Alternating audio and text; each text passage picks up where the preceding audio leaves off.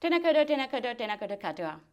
Welcome to Kōrero with Vaishali, where everyone comes to love, laugh, live the moment and inspires all to live our life in its authentic way, being the best version of ourselves. So, today we are on the series of Elections for the Throne 2025. And we have Anna Casey Cox. So we are going to catch up with Anna, who believes working together for a better tomorrow is the best thing to do. Anna is a councillor.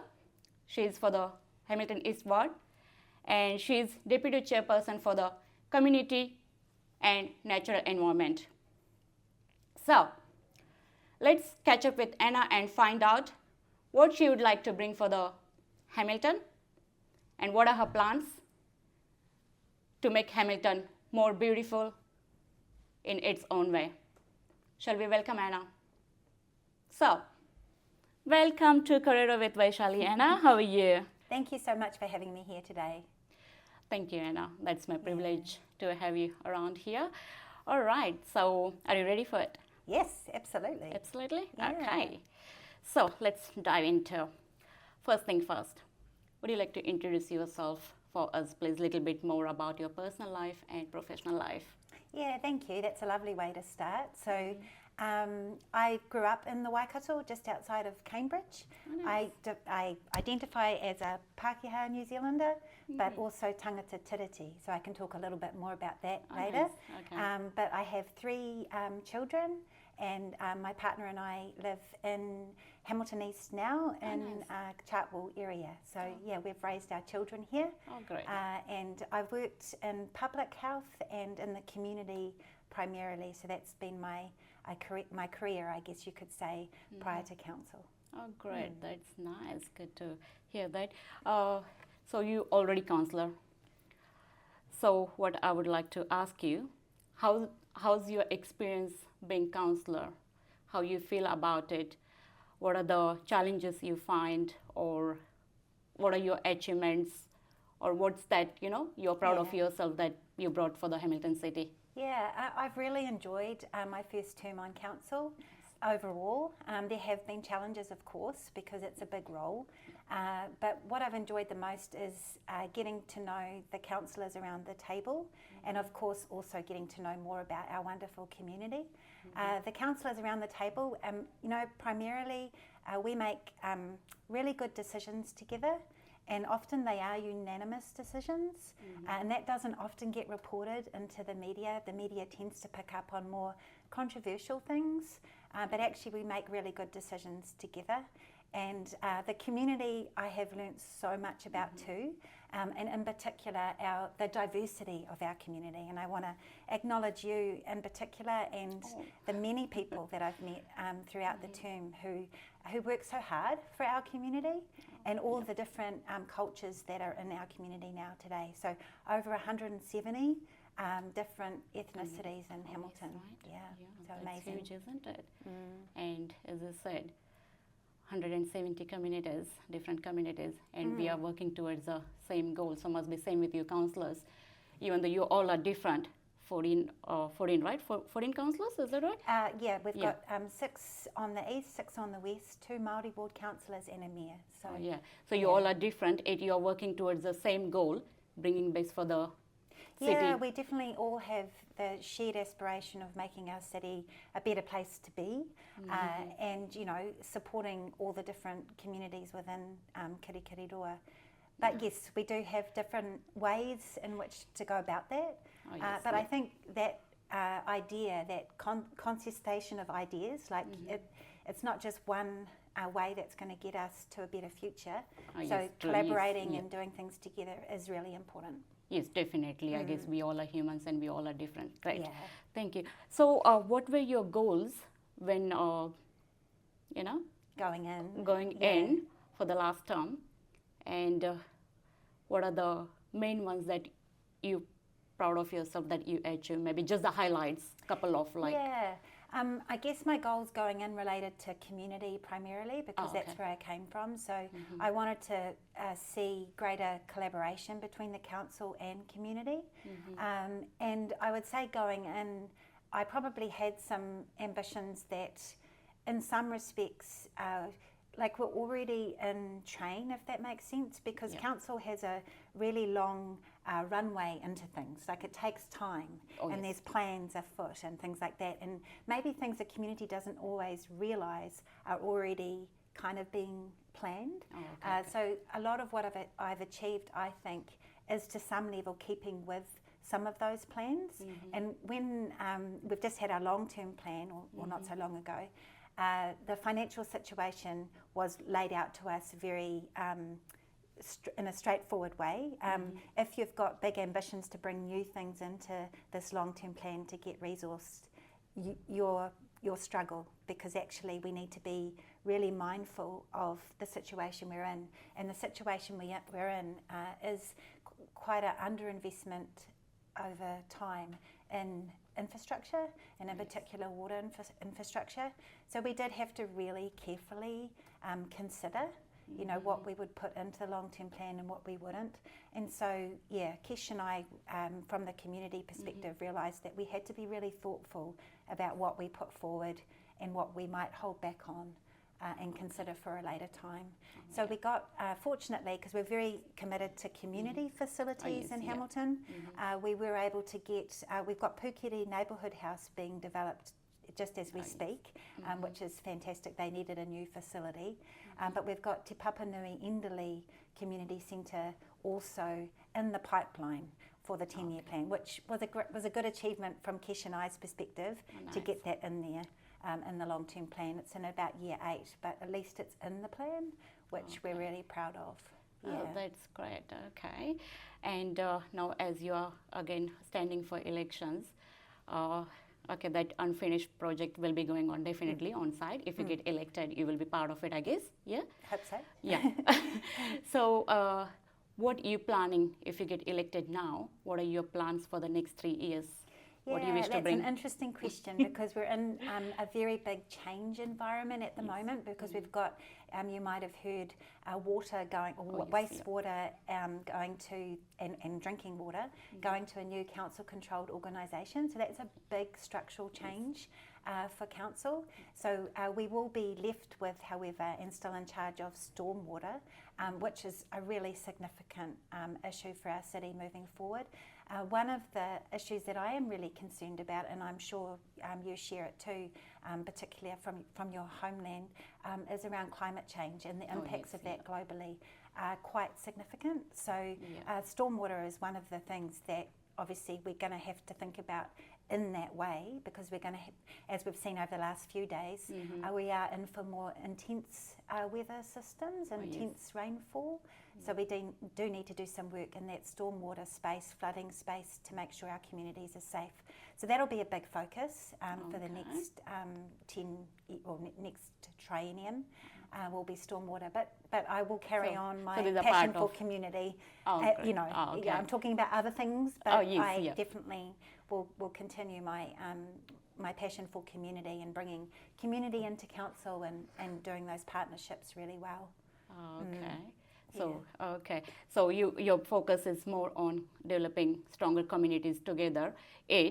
You focus on other things as well. You help where they need help with, so working together. Really important, because people need to understand the value of where their rates are going. So, I mean, people might find pipes and roads and things like that quite boring. I don't know, but I'm just, because day-to-day life, anyway, right? I like that the water comes out of my tap, and I'm happy about that, but that might be as far as it goes. But I went to a consultation recently at St Andrew's Library, and I was on stormwater and on a stormwater plan, and I was one of 2 people at the library there, So I think, people, I don't know, like getting interested in your city is a really important thing to do. So again, I acknowledge you for being interested in your city and how it works and the different aspects of it.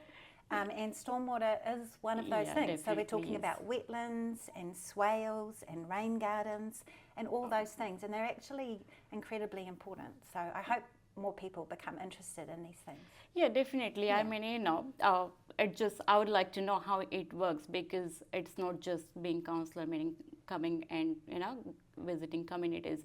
There is a lot work behind it, I'm pretty sure, that you all are doing. Yeah. So I just thought, okay, I would like to know exactly how it works and what you can bring the best for the city. So that was my interest. So yeah, that's how I got into this. I mean, the work of council is so expensive, and I think that's one of the things that I have realised being in council is the enormity of what council does for our communities. So my commitment has always been to work hard and show up and attend briefings and meetings, and I think that's the bottom line, right? For a councillor, definitely, that you put in creates the awareness work. and Yeah. Okay, Yeah. you can plan what you need to do. Okay, great, Yeah. thank you. How do you manage your work-life balance, doing all this together? Like, it's not easy, Well, sounds like. I mean, so to be honest, my children are at that age where they've just left the nest, so to speak. So I've had this timing-wise, it wasn't too bad, because I'm like, oh, well, I have more to give in terms of my time. I was very focused when they're home, of course, on them. And then when they leave, it's a little bit different. So that's been, in some ways, a good time for me. So you can invest that time for the community now. Yeah, exactly. But and I get energy from community because I love the events. And I love to be around my people, I get energized being around. I don't find it draining at all. That side of it is absolutely amazing. The meetings and those sorts of things are hard work. You have to be prepared and do the reading, and it's a lot of reading that you have to do. But what I appreciate too is being able to talk with my colleagues about what we've read and what we've understood, and we can always ask staff lots of questions about, so that our understanding is quite comprehensive before we make our decisions. Oh, great, thank you. Okay. But work-life balance, yes, it's an ongoing little challenge, but I'm doing with it. Yeah, oh, I'm that's doing okay. great. You're on to Thank it. you. Okay, I might come to you for tips later on at some point. As a having 10 and 12 years old, I definitely could do with more tips. Oh, that's a busy time. That's a busy time? That's a Okay, busy time. cool. Thank you. Yeah. Okay, to our next question. I have asked this to Sarah as well. So, if you can see, there is a lot of noise going around the rates. So, as I said, I had asked to Sarah, but I would like to know your thoughts. What are your thoughts on it? Can it be reduced? Are there any chances to do something about it so that normal people can have a bit of peace there? I know. It's a really, really good question, and it's a really difficult time for people out there at the moment. Cost of living going up in all sorts of ways, every way possible. So council's not separate from that, of course. So we've been met with those increased costs also, which is a big driver behind the rates increases, as well as I mentioned before, some underinvestment previously in water infrastructure and that sort of thing. So we're playing a little bit of catch up in that regard. And also our rates now are actually comparable to other metros, whereas before they were lower. So it's an unfortunate coming together of things, really. In terms of going forward, I think any promises around rates reductions are probably not necessarily true, so I'd be really careful about anyone who's saying that, because in reality costs have gone up, and we need to balance our budget, which is really important. So that's a key focus for us in council. But in saying that, we've got our rates rebate scheme, and we've got another scheme that we've just invested into, which is a national scheme, which is about helping people who might be on fixed incomes, elderly, but own a house, to manage their rates over time and perhaps defer them until they pass away or sell their house, that sort of thing. So we're looking at different initiatives to support people. That is great. That is definitely great. You're trying to maintain a bit of peace around it. I know cannot be decreased, cannot be reduced at all. Is there any chance can keep it balanced, not increasing? Yeah, I think a lot. There will still be likely increases as we go along. And our long-term plan pretty much describes that. One thing though, in terms of transferring our wastewater and water to the CCO, is that those cost increases should be less, because that's the whole purpose of the CCO, is to try and manage our costs better, so that they don't impact our communities as much. You remember the conversation around affordable water? The whole driver of water reform is to make that a more sustainable, more affordable thing for our communities. Yeah. That's great. When we're talking about community, how do you address homelessness, and is there any sort of support around that? I mean, you know, do you do anything on personal level as well, or how do you provide them a little bit of support? Yeah, absolutely. So I did mention to you around our community grants, and that's one way where we do support a number of services in our community who work directly with homeless. But unfortunately our homeless community is increasing, and that's a lot to do with central government policy more than what local bodies are doing. However, I think I'm the chair of the Affordable Housing Working Group at Council, and if we look at housing in a broad way, we know that we actually need a whole lot more housing and a whole lot more affordable housing. So if we can get that right, then we will have less homeless people, because everybody will be able to be housed effectively. Especially, you know, in this weather. It's horrible. Can't think of that. So like it's not good at all. And so our key services like the People's Project and Te Whare Korowai are doing amazing work in our community, and we need to get behind them, and that's central government and local government too. We need to make sure that they're well resourced. As we talked about before, the well-being aspect of life. Some of these people that are working in these services are working so hard and are often overworked. So we need to make sure we give them enough resources so their people can be well in serving the people that are most vulnerable in our community. Yeah. Cool. Great. Thank you. Yes, I think, okay, maybe one of your favorite ones, I guess this is now. How do you encourage sustainable living?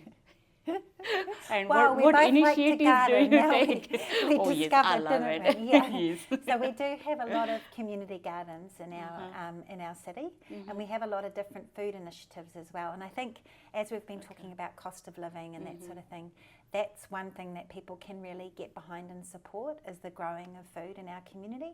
And it actually, we can do it together, which is nice, yeah, definitely. right? I would love to be part of that. Because sometimes I feel like people are struggling in their own lives to be sustainable, but doing it together is much more fun. Yes, definitely. And so we've got lots of gardens, we've got Pātaka Kai, you would have seen the food pantries around, and ways of sharing food out into the community. So if you have excess in your garden of whatever you grow, you can then share it. I think, is it in one of the, is it one of the community halls, does it happen, sharing food event or something? Yeah, there's a number of them. So there's a number of... That's a really great initiative. I like that actually. I was wanting to go to that. Even my friends, I do share with friends so that we all can go together. But then they keep asking me, hey, that's really nice, when we're going?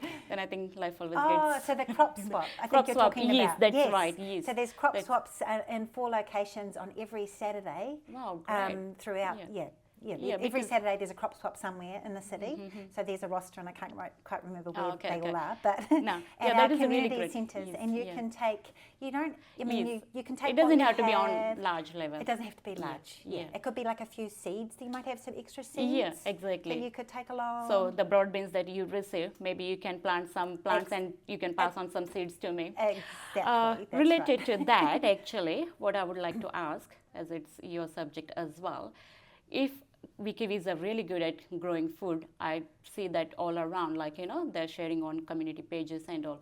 If we can grow food in Hamilton, why there are no places like, why don't, are there any ways to encourage farmers or to grow more food, or are there is council doing anything related to that so that, more people can grow more food? And I saw that's an interesting idea. That spring onions that you... That was quite a large plot, wasn't it, of the spring onions? Yeah, they're easily grown. Like, sometimes my plants just go to seed themselves and they just grow very easily. I think that's a Even lovely the spinach idea, as well.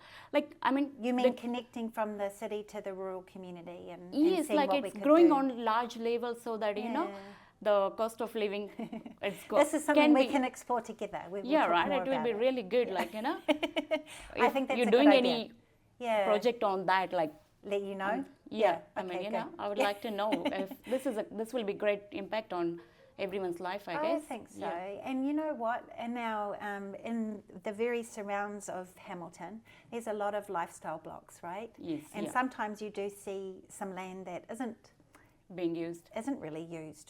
I don't know what it's being used for. Yeah. So there's perhaps an opportunity to use that land in a better way. And I know out in Tamahiri, for example, out that way, is some of the best soils in the whole of the country, right? Yes. And it's used perhaps not as well as it could be. So Okay. I think so there's if you get opportunity. elected, please, this will be one of your project. I would like to. I'm more than happy to support you if you want to get onto Look it. at that. Yeah, look Yeah, at that. You know, if you definitely. get elected, Wonderful. yeah, perfect. Another one, I would like to ask you, what initiatives or what is your approach to help local businesses or small businesses as times are hard, everyone is struggling. Is there any sort of support you're providing, or are you taking any initiatives to help them in these hard times? So council has an economic development team, and we have some dedicated staff that are actually there to support business development and promotion. And so they do a lot of networking amongst small businesses, and they've done a lot of work actually looking at the tech industry in Hamilton. It's called Tech in the Tron.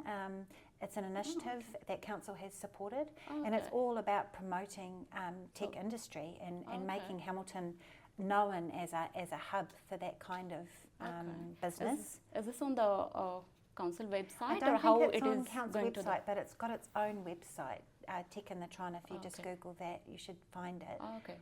So that's just one example of something that council has been supportive of. I mean, that's a great thing, but what I'm trying to ask you here is, like, how residents know about it, because I wasn't aware of it. I have been helping small businesses around too, you know. Yeah. So I'm just So thinking it would how be good to connect it's you good with to connect our with how you team. connect with. Yes. Yeah, and then you can help to, you know, bring that word out into the community. You're right. There is some work to do, perhaps, where we connect that work that's happening in council with broader community, who may not traditionally be thought of as business, but actually business people are everywhere, right? Yes, and, that's right. And doing all sorts of things. Yes. So maybe Will be there is some helpful. work we could do. Yeah, maybe, you know, if there is one forum or one sort of platform where you're doing, that is an amazing thing. You're providing small businesses some sort of support and promotions and help. Yeah.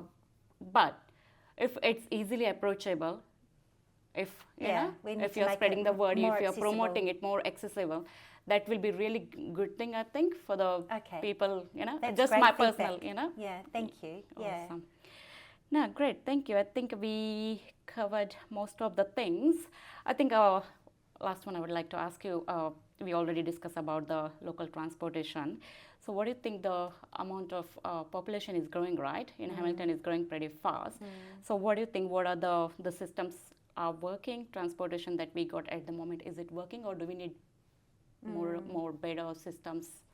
Yeah, I think we do need better systems. Traffic is growing, right? I am concerned about our city in terms of congestion and what might happen, given that we've got such significant growth. So I do think we need to have better public transport. I think that's a really key aspect of our city going forward. Are people using it? I think in the fast and frequent services, which are the Meteor and the Comet, their patronage has just increased hugely, and they're doing very, very well. So I think that those kinds of services are what we need more of, and there are plans for a Rotatuna rocket as well, which will be, again, a frequent, reliable service out to a Rotatuna direction. And those are the things I think we really need to get behind. And I mean, obviously, also, I think for children going to school, and I don't know whether your children are able to get to school safely themselves, but I think that's a really important thing to try to achieve, because it saves parents the hassle of having to drop them there, saves that congestion during the school term. And I know with Rotatuna, there's a lot of children biking because the infrastructure is really good and they can make it safely. So we need to have that throughout the city, but it will take time because our older suburbs weren't really built in that way.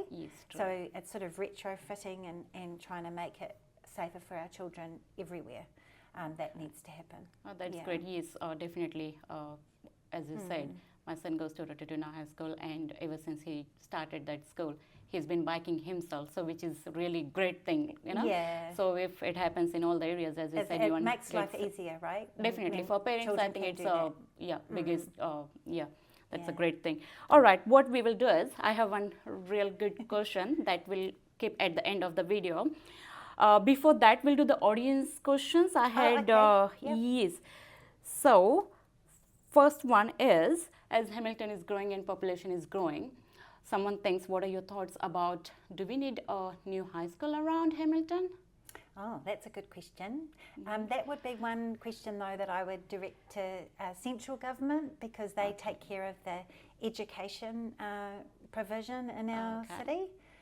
But certainly, if there is a need, it would be something that the council can help determine where it might go, and our planners would be very open to that conversation. Okay. I know we've got our the whole Peacock area, which is intended to be. The schools are Manga Kotukutuku College still, so it's intended that the children would go there. So we do need to look at Manga Kotukutuku College and what kind of support that college needs to be able to sustain that population. And there is some discussion around the need to have more sports facilities as well in that area of Hamilton. So I think in the next 3 years that'll be a really key conversation to have, is how we support in particular the Glenview Melville community in ensuring that they have the school provision they need, especially for Peacock as it grows. Yeah. Okay, great, thank you. So that was question by Bani. Thank you, Bani. I hope you got your answer. All right, so next one, everyone thinks that our Hamilton Gardens River Walks really great assets to the city. Tourist boat service could be the positive opportunity for the Hamiltonians. The riverboat restaurant in Waipa Delta was popular in 90s and early 20s. So what are your thoughts around that? Yeah, I think that would be amazing to have something like that happening again on our river. I was watching a clip of that just recently, actually, and I thought, it was such a neat thing, because like my daughter's involved in rowing, and she has been down on the river a lot for that experience. And we've got our waka ama and other activities that take place on the river, but there's so many people that still don't get the opportunity to go down and on the river. And I think that's something that everyone should be able to do, you know, and enjoy. So I think something like that would be amazing if we could get it back again, because it's a beautiful river, and it's something that we should really appreciate in our city. Yeah. Okay, great, thank you. That was asked by Robin. Hope she's got the answer. And again, Robin thinks we need more facilities on eastern side of city after Unipool closures.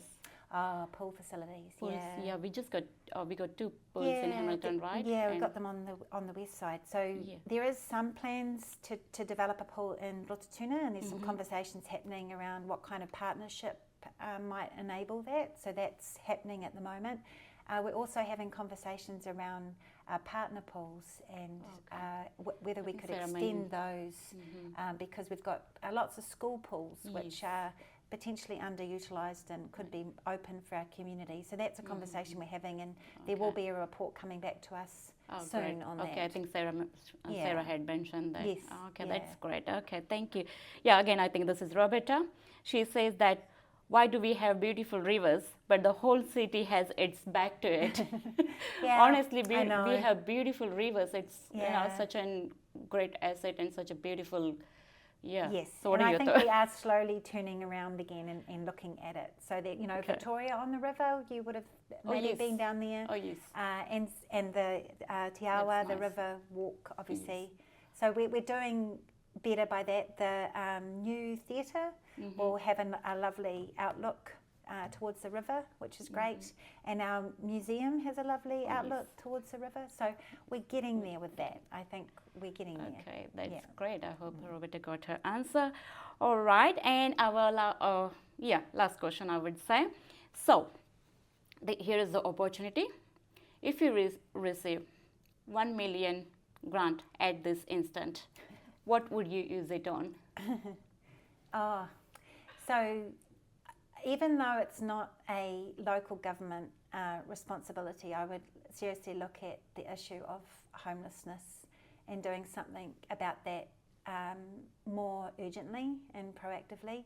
Because as you said, to imagine that people are outside sleeping during this weather, Yep, I feel cold in my own home. heartbreaking. And True. yeah, $1 million seems like a lot of money, but actually it doesn't go far when you're looking to provide services that would address high need like that. And people might argue that's a central government responsibility. Perhaps it is, but when they're not acting and they're not doing what I would like to see them do, I feel like someone else For my has people, to, someone right? has to. Because this is not something that you just let happen.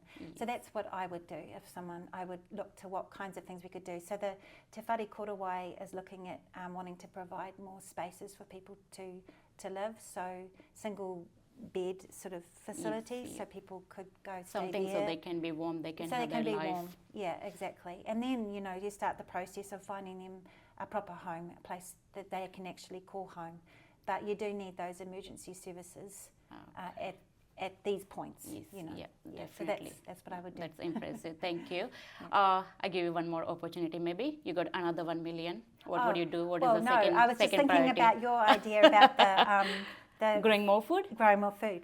I think, okay. on the outskirts of Hamilton, I think that's we might not I need love $1 it. million, right? We could probably do it without $1 million. Oh but yes, true. And a lot of communities coming together and creating memories and creating lives. That definitely, I'm it's with hard that. work Okay. growing food Well for done. sure, but I like your idea. It's a hard Yeah. work, but I think it's not that hard either. Well, we and do it together. It's worth not as it, I hard, guess, right? isn't it? And we get the children involved, don't we? Definitely. No, that's great. Thank you so much, Anna. Do you have any message? Would you like to pass on any message to our audience? Just vote. That's all I would say. Please vote. We need people to engage and vote. And you don't have to vote for me. I would love it if you did. But mostly I just want you to vote. And also support the Māori wards, because we really need diversity at the table. And as I mentioned in the intro, tangata tiriti is about honouring the treaty, and Māori wards honour the treaty. And we must do that. So support the Māori wards. Perfect. Thank you, Anna. It's been great pleasure to have you. Yeah. Thanks for all the insight, and thanks for sharing your plans with us.